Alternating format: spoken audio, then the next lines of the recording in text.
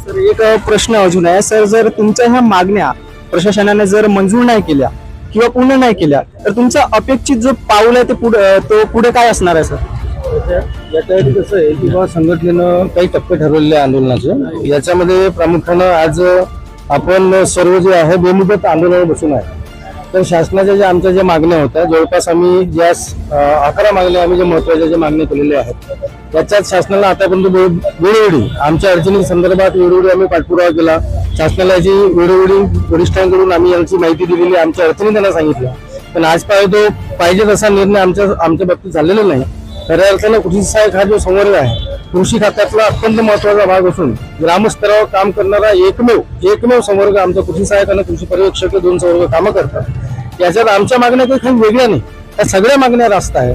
आमचं काम आज कसं आहे की सगळं ऑनलाईन काम आहे, तर आम्ही लॅपटॉप मागतोय, तर वेगळं काही नाही.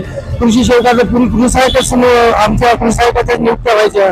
कृषी सेवक मध्यंतरी आधी 4-5-10 वर्षामध्ये कृषी सेवकाच्या भरत्या सुरू झाल्या.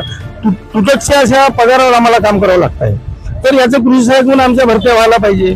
दुसरं आमच्या नावाच्या संदर्भात पदनाम बदलीचा जो विषय आहे मागील 4-5 वर्षापासून आम्ही हा मुद्दा रेटून धरलेला आहे.